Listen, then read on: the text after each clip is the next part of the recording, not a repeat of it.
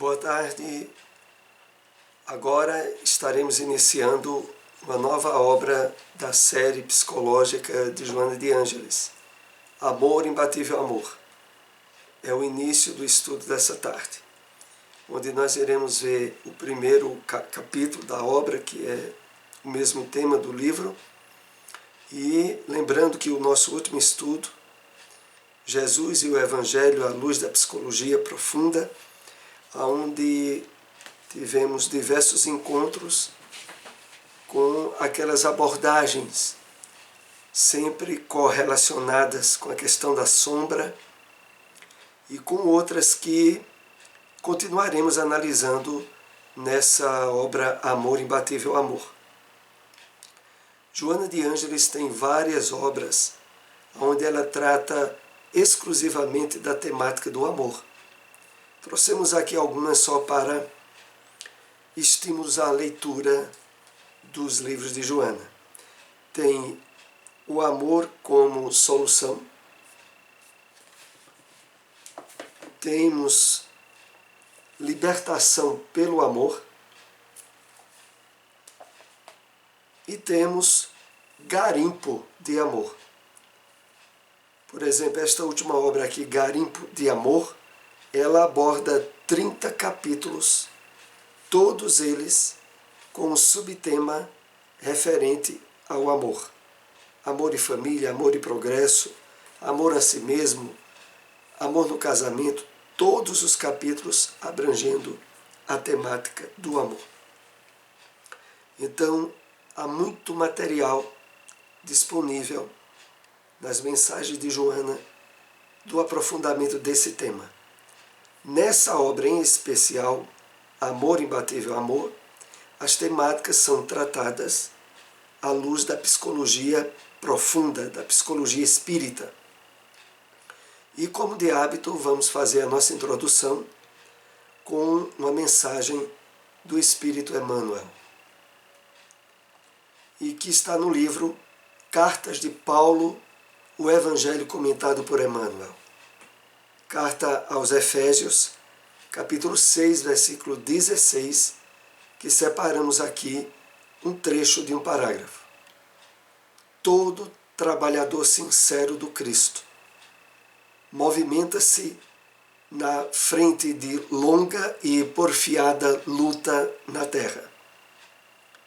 Golpes da sombra e estiletes da incompreensão cercam-no de todos os lugares. Só a fé representa escudo bastante forte para conservar o coração imune das trevas. E aqui vamos fazer alguns apontamentos que estabeleçam ligação com o nosso estudo da série psicológica de Joana de Ângeles. É preciso estarmos conscientes, tal como Emmanuel nos propõe. Todo trabalhador sincero do Cristo está à frente de longa e porfiada luta na Terra. Exatamente porque a Terra, por ser um mundo de provas e expiações ainda, tem na sua gama de espíritos encarnados e desencarnados a predominância do desequilíbrio, da infelicidade, do sofrimento.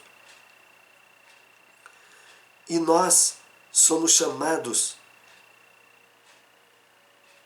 a expressar a vivência do Evangelho do Cristo no meio de batalhas, no meio de lutas, de adversidades. E por isso Emmanuel continua: golpes da sombra e estiletes da incompreensão cercam-no de todos os lugares. Golpes da sombra, e sombra aqui podemos entender, com base nos últimos estudos que aqui compartilhamos, se refere a todo o passado obscuro de delitos e de desequilíbrios vividos por nós e pela humanidade,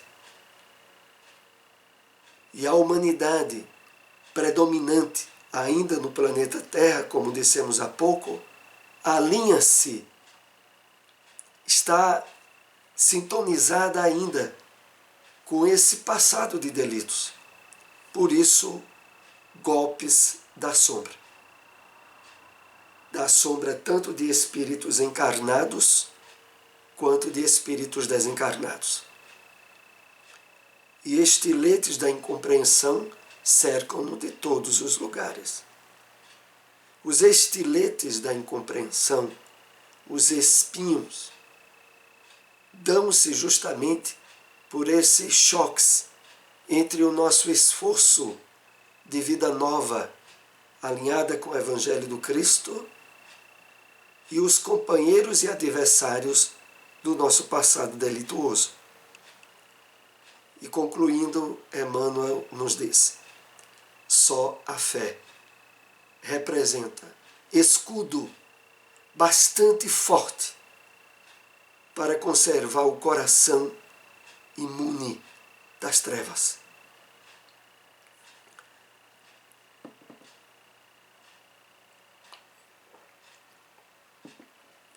A fé, bem entendamos aqui, como nos é colocada pela doutrina espírita, a fé raciocinada, que enfrenta a razão face a face em qualquer época da humanidade. Essa fé, estruturada no conhecimento da vida espiritual, que representa escudo bastante forte para conservar o coração imune das trevas. Por isso nós somos tão estimulados a ampliar, a aprofundar o nosso conhecimento da vida espiritual, da realidade que nos é mostrada através da mediunidade, do que nos espera e das relações constantes que existem entre o mundo material e o mundo espiritual.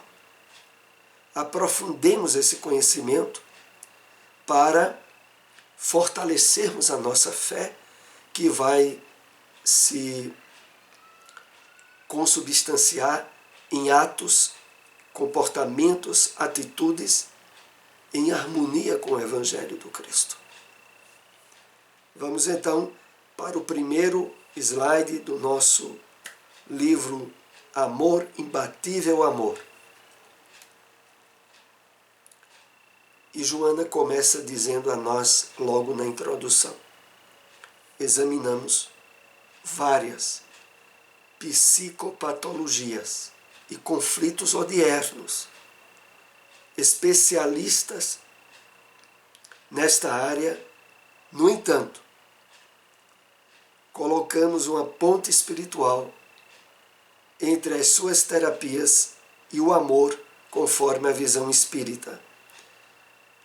Admiráveis especialistas aqui, Joana se refere a psicólogos, a psiquiatras, a psicanalistas, aonde ela vai procurar, através da visão e da perspectiva espírita, associar as terapias, as orientações nas áreas acadêmicas, aquelas que temos através do conhecimento da doutrina espírita. E o ponto básico dessa ponte que ela vai fazer é o amor, conforme a visão espírita. Então nós iremos mergulhar nessa obra, aonde serão abordadas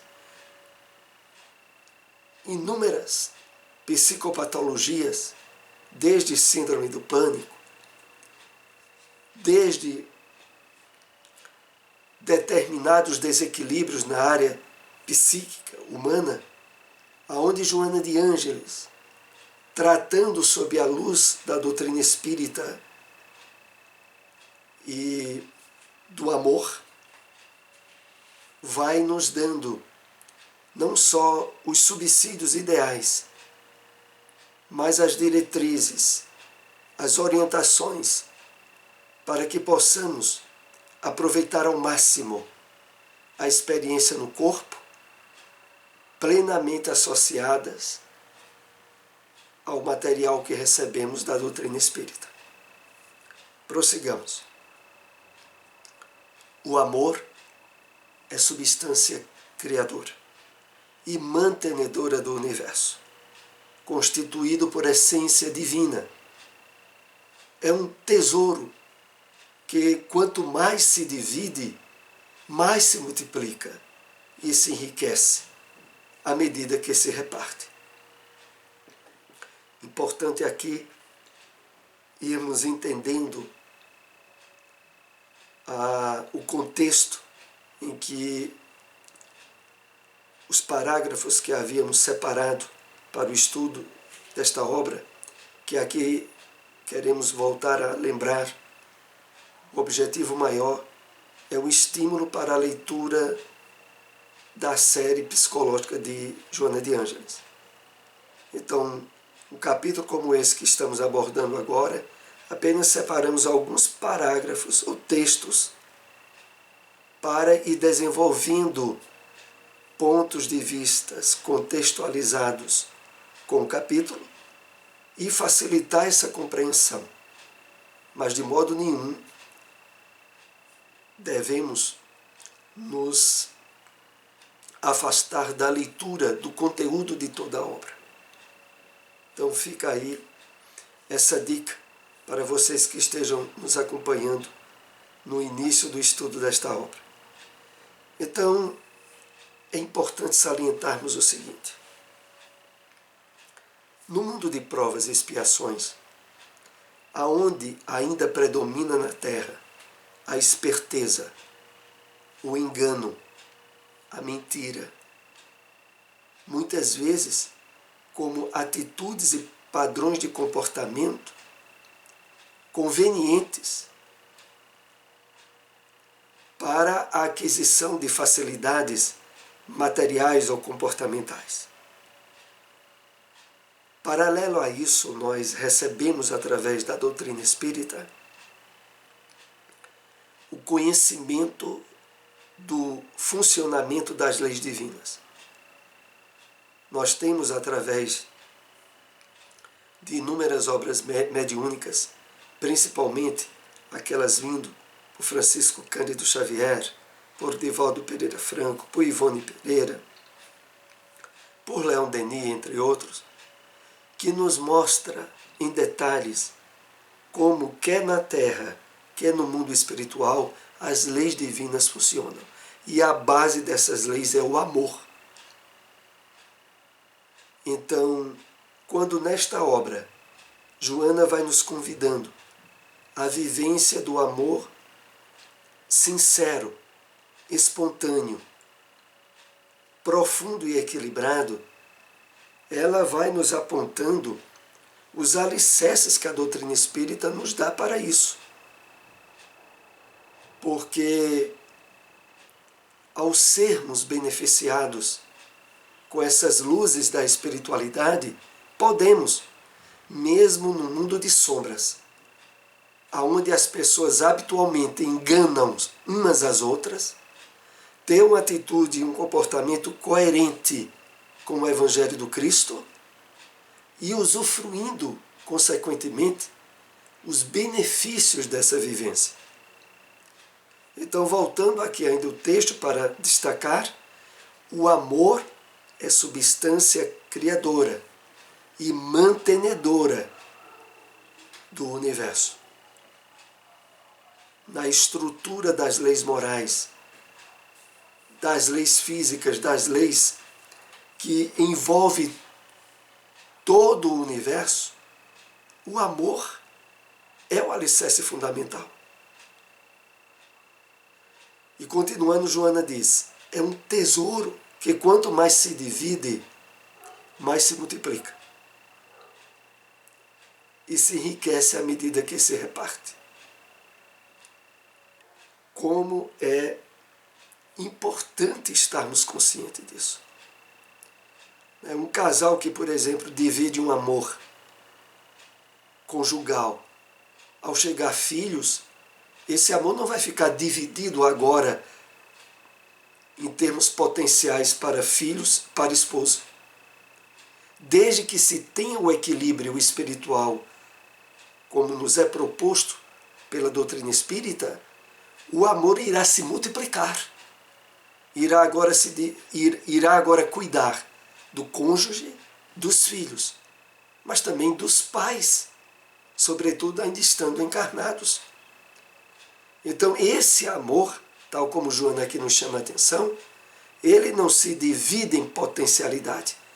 Ele se multiplica e alcança a todos, por essência do próprio Criador. Prossigamos.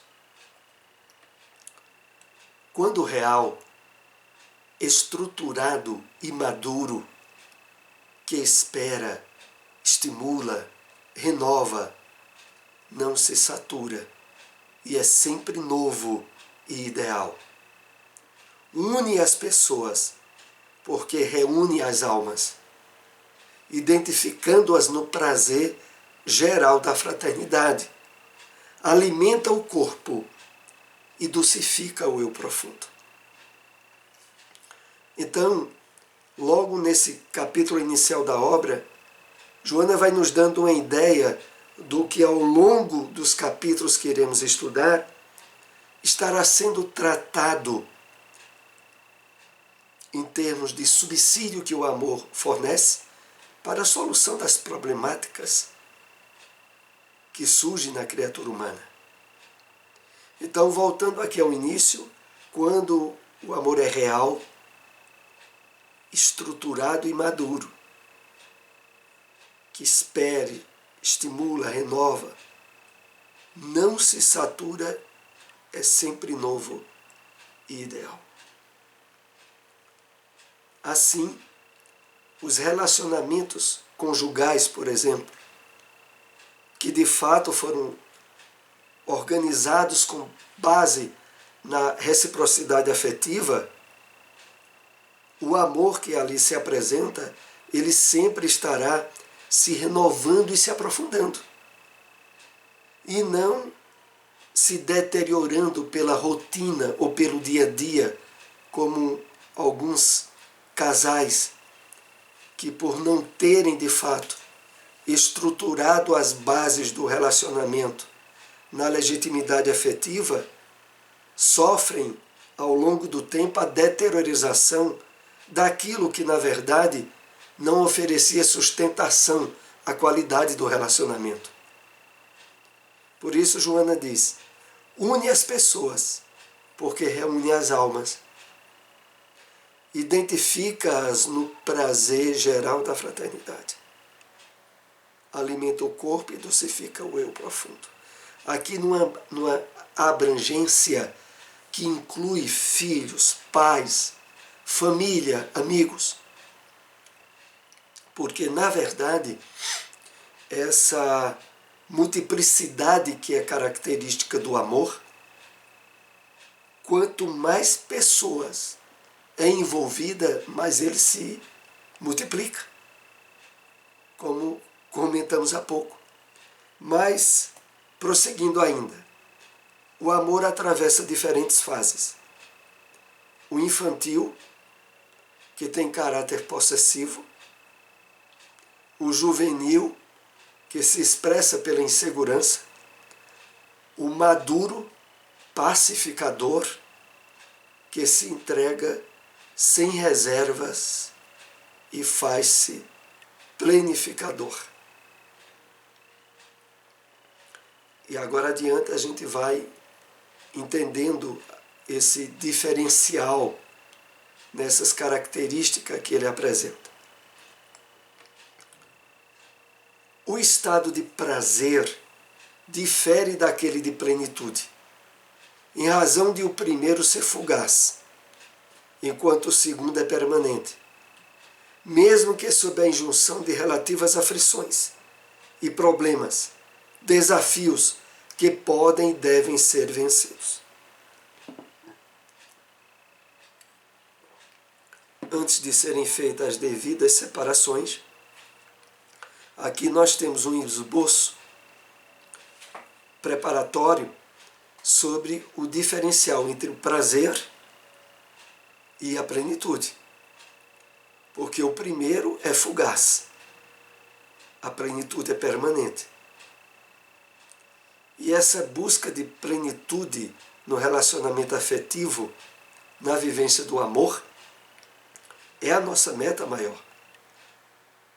Porque aqui nós somos levados a entender esse estado de plenitude como sendo permanente, mesmo que sob a injunção de relativas aflições e problemas, desafios, que podem e devem ser vencidos. Porque no comportamento, no relacionamento humano, sempre há de surgir desafios e problemas. Mas para aqueles que estão direcionando a aquisição e a vivência do amor em termos de plenitude, isso não será motivos de enfraquecimento da qualidade desse amor. A ambição, a posse, a inquietação geradora de insegurança, ciúme, incerteza, ansiedade afetiva, a necessidade de ser amado caracterizam o estágio do amor infantil, obsessivo, dominador, que pensa exclusivamente em si, antes que no ser amado. Então aqui vai sendo delineado para o nosso entendimento a característica do estágio do amor nessa fase infantil. E Joana de Ângeles aqui detalha a variedade de características que estão em cima dessa infantilidade. É o amor posse, que está muito associado à inquietação, à insegurança, ao ciúme, à incerteza sobre o relacionamento, à ansiedade afetiva, à necessidade de ser amado. Todo esse conjunto de características vão especificar o amor infantil. E quando aqui ela diz que dominador e que pensa exclusivamente em si antes do ser amado, é interessante. Porque, por exemplo, nas inseguranças que estão pautadas e associadas ao ciúme, aquele que tem essa característica no relacionamento, ele sempre acha que está zelando e cuidando muito do outro. Quando, na verdade, a característica que de fato está por trás é o pensar mais em si mesmo, só que de forma desequilibrada. Ao longo do estudo desta obra, essas características de insegurança afetiva, de ciúme e outras vão ser todas abordadas em itens e capítulos mais adiante. Aqui nós temos assim uma introdução que ao longo dos estudos que iremos ter, irá abordar em detalhes, de tal maneira que nós recebamos as orientações e os instrumentos para utilizar na qualificação desse amor, para que ele passe para as outras fases.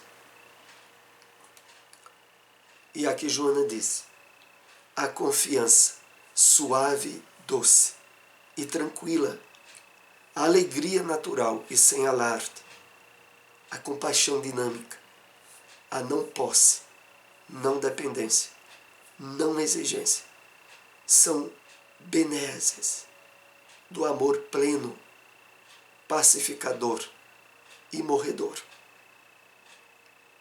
Então, à medida que esse amor consegue superar essas fases infantis, entrar na fase da maturidade, aí vão se estabelecer esse quadro de sentimentos e de emoções positivas e profundamente benéficas. Então, a tranquilidade, a alegria natural, a confiança, a compaixão dinâmica, a não posse, a não dependência, que vão caracterizar e que são bens, são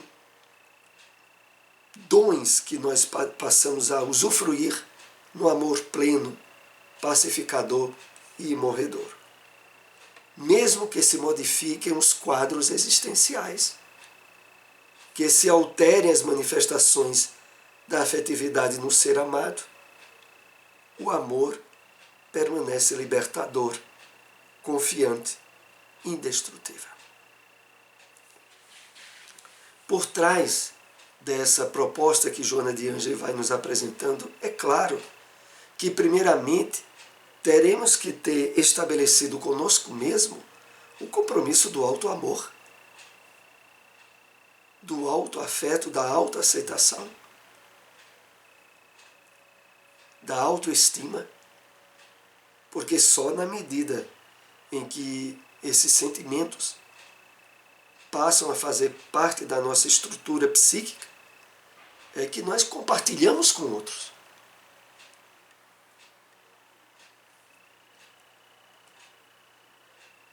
Se manifesta através das necessidades de intercâmbio afetivo, no qual os indivíduos se completam, permutando hormônios que relaxam o corpo e dinamizam as fontes de inspiração da alma. Que maravilha, não é? Então, na medida em que esse afeto e esse amor é compartilhado, ele possibilita, como aqui Joana coloca, a permutação de hormônios. No caso do homem e da mulher, hormônios complementares, que favorecem não só o relaxamento do corpo, como nessa dinamização das fontes de inspiração da alma, auxilia de forma hoje comprovada pela ciência do fortalecimento da nossa imunidade, do equilíbrio emocional decorrente, que facultará a expressão mais contínua de equilíbrio físico, psíquico, emocional. Está correlacionado como resultado dessa troca real de hormônios que se dá na vivência afetiva equilibrada e vivenciada como Joana propõe aqui a nós.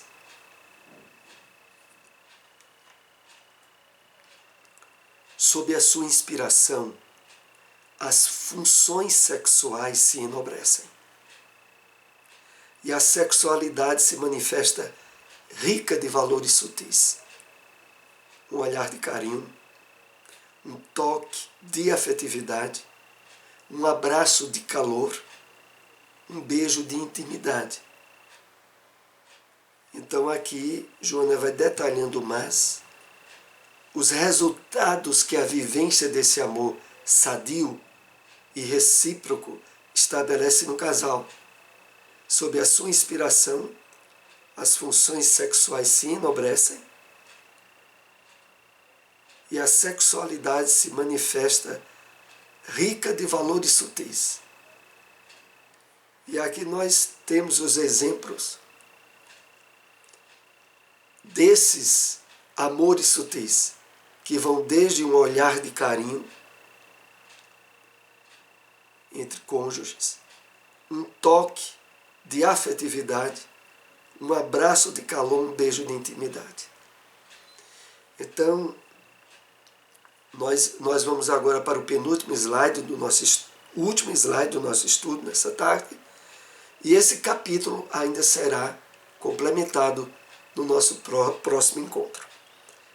A líbido, sob os seus impulsos, não produz tormento, não exige satisfação imediata, irradiando-se também como vibração envolvente, imaterial, profundamente psíquica e emocional. Então, o direcionamento afetivo desse amor é o efetivo espontâneo controle da libido, dos impulsos sexuais, que não produzirão mais tormento, não produzirão ansiedade desequilibrada, e nem estará, como aqui é colocado, exigindo satisfação imediata. Aliás, normalmente, face às normais incursões que a criatura humana passa, desde determinadas doenças, desde certas indisposições, que tornam profundamente positivo quando o casal vivencia esse nível de reciprocidade afetiva, a utilização de quaisquer circunstâncias de forma positiva, porque não estará havendo a necessidade do estabelecimento da relação sexual propriamente dita. Sobretudo quando essa não seja viável face certos impedimentos ou doenças.